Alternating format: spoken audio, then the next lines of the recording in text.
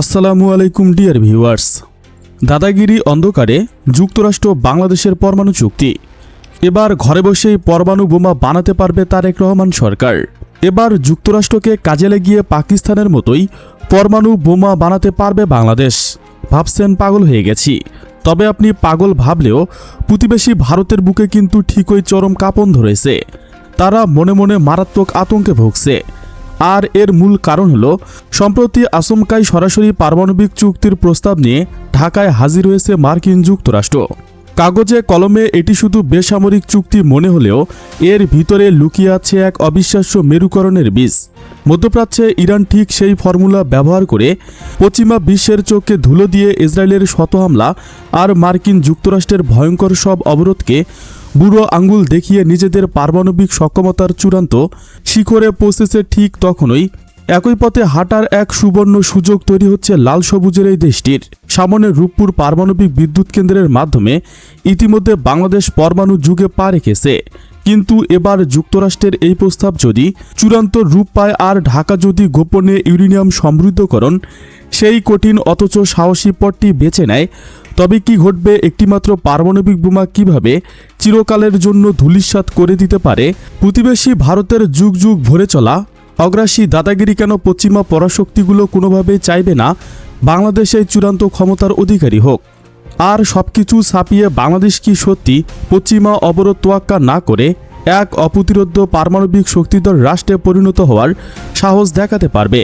সেসব প্রশ্নের উত্তরেই দেব মার্কিন যুক্তরাষ্ট্রের দক্ষিণ ও মধ্য এশিয়া বিষয়ক বিশেষ দূত সার্জিও গোলের ঢাকা সফরের মূল এজেন্ডাগুলোর একটি ছিল এবং পারমাণবিক সমঝোতা স্মারক MOU। 1981 সালে প্রথমবার এবং 1991 সালে দ্বিতীয়বার নবায়নের পর দীর্ঘ সময় ধরে এই চুক্তিটি মৃতপ্রায় অবস্থায় পড়েছিল। কিন্তু হঠাৎ করে ওয়াশিংটন কেন এত মরিয়া হয়ে উঠল? পররাষ্ট্র দপ্তরের ভিতরের খবর অনুযায়ী নতুন এই চুক্তির অধীনে পারমাণবিক প্রযুক্তি, ভারী যন্ত্রপাতি, উচ্চতর গবেষণা এবং বিদ্যুৎ উৎপাদনের মতো স্পষ্টকাতর খাতগুলোতে সরাসরি মার্কিন সহায়তা পাবে বাংলাদেশ।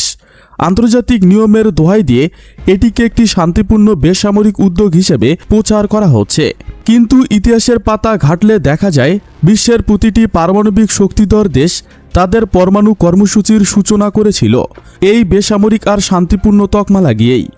এবার যখন কোনো দেশ পারমাণবিক চুল্লি পরিচালনা, ইউরেনিয়াম সংরক্ষণ এবং কারিগরি সক্ষমতা অর্জন করে ফেলছে, তখন সেই জ্ঞানকে সামরিক খাতে রূপান্তর করা কেবল সময়ের ব্যাপার।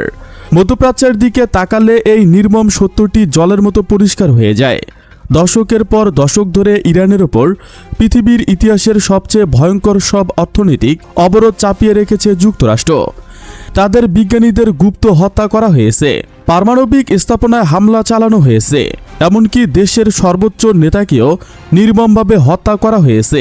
কিন্তু কোনো কিছুই ইরানকে দমাতে পারেনি। তারা প্রথমে বিদ্যুৎ উৎপাদন ও চিকিৎসা বিজ্ঞানের কথা বলে পারমাণবিক চুল্লি বসিয়েছিল, আর সেই চুল্লির আড়ালে মাটির গভীর তলদেশে অত্যন্ত গোপনে ইউরেনিয়াম সমৃদ্ধকরণ চালিয়ে গেছে। বেসামরিক কাজে ব্যবহৃত ইউরেনিয়ামের মাত্রাকে ধাপে ধাপে বাড়িয়ে তারা আজ এমন এক জায়গায় পৌঁছেছে যেখান থেকে পরমাণু বোমা তৈরি করা তাদের জন্য সেফ কয়েক সপ্তাহের ব্যাপার। বাংলাদেশের পরিস্থিতি ঠিক এখানেই এক অভূতপূর্ব মিল তৈরি করে। রূপপুর পারমাণবিক বিদ্যুৎ কেন্দ্রের কল্যাণে বাংলাদেশের হাতে ইতিমধ্যে রাশিয়ান ইউরেনিয়াম এসে পৌঁছে গেছে। এই চুল্লি চালানোর জন্য একঝাঁক মেধাবী এবং উচ্চতর প্রশিক্ষণপ্রাপ্ত বিজ্ঞানীরাও সম্পূর্ণ প্রস্তুত রয়েছেন। অর্থাৎ পরমাণু প্রযুক্তি নিজে কাজ করার বেসিক ইনফ্রাস্ট্রাকচার এবং প্রাথমিক কাঠামো আমাদের হাতে রয়েছে। এখন শুধু প্রয়োজনে একটি লো কঠিন রাজনৈতিক সিদ্ধান্ত। বাংলাদেশ যদি নিজেদের জাতীয় নিরাপত্তার সর্বোচ্চ স্বার্থে বাইরের পৃথিবীর সমস্ত রক্তচক্ষুকে উপেক্ষা করে ইরানের মতো মাটির নিচে গোপনে ইউরেনিয়াম সমৃদ্ধকরণের কাজ চালিয়ে যায়, তবে অদূর ভবিষ্যতে এই ভূখণ্ড থেকে পারমাণবিক বোমার জন্ম হওয়াটা কোনো অতিকল্পনা নয়। আর এই সম্ভাবনাটি যদি বিন্দুমাত্র সত্যি হয়, তবে দক্ষিণ এশিয়ার সবচেয়ে ভয়ঙ্কর ভূমিকম্পটি আঘাত হানবে নয়াদিল্লিতে। দশকের পর দশক ধরে ভারত তাদের বিশাল সামরিক বাহিনী, ভৌগোলিক বিশালতা আর অর্থনৈতিক পেশিশক্তির ভয় দেখিয়ে প্রতিবেশীদের ওপর একচ্ছত্র আধিপত্য কায়েম করে আসছে।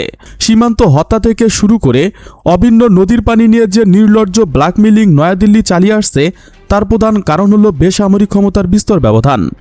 কিন্তু বাংলাদেশের হাতে যদি একটিমাত্র পারমাণবিক ওয়ারহেড চলে আসে, তবে ভারতের এই যুগ যুগ ধরে তিলে তিলে গড়ে তোলা অহংকার আর দাদাগিরি নিমিষে মাটিতে মিশে যাবে।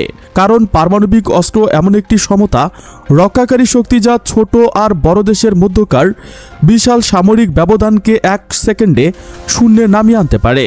তখন ভারতের কোনো আগ্রাসী নীতি, কোনো সামরিক হুমকি বা অর্থনৈতিক চাপ প্রয়োগের সাহস আর ধুপে টিকবে না। ক্ষমতার ভর কেন্দ্রে নয়াদিল্লির সাউথ ব্লক থেকে চিরতরে সরে এসে ঢাকার স্থগিত হবে। এটি ভারতের জন্য এমন এক চরম দুঃস্বপ্ন যা তারা যে কোনো মূল্যে যে কোনো উপায়ে ঠেকাতে চাইবে। ভারত ভালো করে জানে, একটি পারমাণবিক অস্ত্রধারী বাংলাদেশ মানেই তাদের আঞ্চলিক খবরদারি চিরস্থায়ী মৃত্যু। একইভাবে বৈশ্বিক পরাশক্তি মার্কিন যুক্তরাষ্ট্র বা চীন কেউই চাইবে না বাংলাদেশের চূড়ান্ত ক্ষমতার অধিকারী হোক। ঢাকা যদি সত্যি সত্যি পরমাণু অস্ত্রধারীর পথে পা বেরোয় বা অগ্রসর হয়, তবে মুহূর্তের মধ্যে পশ্চিমা বিশ্ব ভয়ঙ্কর রূপ ধারণ করবে। বাংলাদেশের অর্থনীতির লাইফলাইন খেতে তৈরি পোশাক বা আরপিজি খাতের ওপর সরাসরি চরম আঘাত হানা হবে।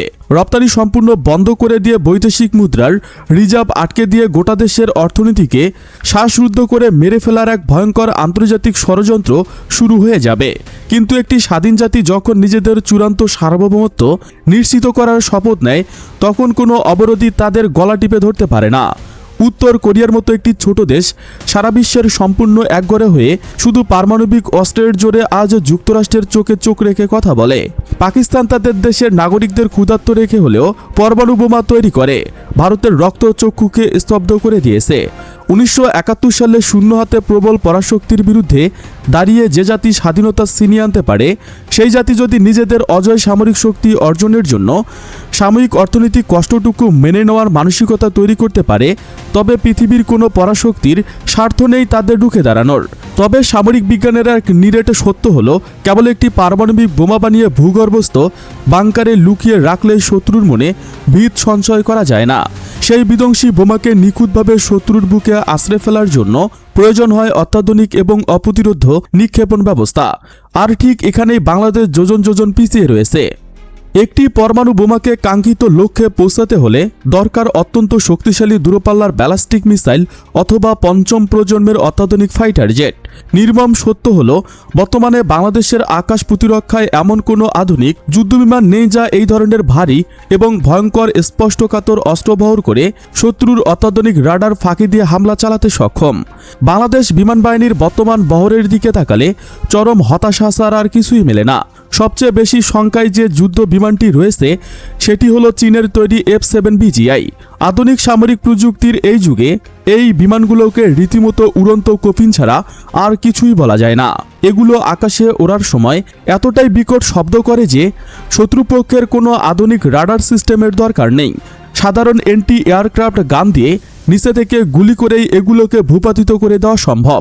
মাঝে মধ্যে যান্ত্রিক ত্রুটির কারণে ফসলি জমি, ধানক্ষেত এবং জনবসতির ওপর এগুলো আশ্রে পড়ছে।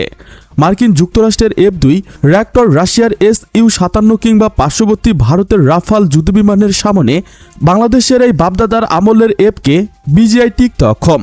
একটি দেশের আকাশসীমা নিশ্ছিদ্র রাখতে এবং পারমাণবিক সক্ষমতার মতো চূড়ান্ত শক্তির পূর্ণ ব্যবহার করতে হলে সবার আগে দরকার পঞ্চম প্রজন্মের ফাইটার জেট ব্যবস্থা এবং এক দুর্ভেদ্য আকাশ প্রতিরক্ষা ব্যবস্থা। মার্কিন দূতের এই সফরের আড়ালে আরও একটি গভীর বাণিজ্যিক কূটনীতি লুকিয়ে আছে। বাংলাদেশ এবং যুক্তরাষ্ট্রের মতো এগ্রিমেন্ট অন রিসিউট ট্রেড এবং RTI বাস্তবায়নের ক্ষেত্রে যেসব প্রতিবন্ধকতা রয়েছে তাকে এবার অত্যন্ত কড়া ভাষায় সেগুলো তুলে ধরেছে। বিশেষ করে যুক্তরাষ্ট্র সম্প্রতি B1 এবং B2 ভিসা আবেদনকারীদের জন্য 20,000 মার্কিন ডলারের বন্ড বাধ্যতামূলক করার যে চরম বৈষম্যমূলক সিদ্ধান্ত নিয়েছে, যা দুই দেশের স্বাভাবিক ব্যবসায়িক সম্পর্কের জন্য একটি বিশাল প্রাচীর হয়ে দাঁড়িয়েছে। অর্থনীতিকে সুরক্ষিত রাখতে কূটনৈতিক আড়ালে পরমাণু জ্ঞানকে শানিত করে এবং সামরিক বাহিনীর ফাইটার জেট সহ অন্যান্য সমরাস্ত্রকে যুগোপযোগী করার মাধ্যমে নিশ্চিত হবে এক অজয় এবং ভয়ঙ্কর শক্তিশালী বাংলাদেশের ভবিষ্যৎ। প্রিয় দর্শক, সরকারের এই পদক্ষেপ বাংলাদেশের সামরিক শক্তি কতটা বাড়াতে পারবে বলে আপনি মনে করেন? আপনার মতামত কমেন্টে জানান। বাংলাদেশের সামরিক বাহিনী নিয়ে আরও জানতে আমাদের চ্যানেলের ভিডিও ট্যাব থেকে ঘুরে আসুন। এই ভিডিওটি ভালো লাগলে লাইক বাটনে ক্লিক করুন। ভিডিওটি আপনার বন্ধুদের সাথে শেয়ার করে তাদেরকেও ভিডিওটি দেখার সুযোগ করে দিন। Thanks for watching my video. Allah হাফেজ।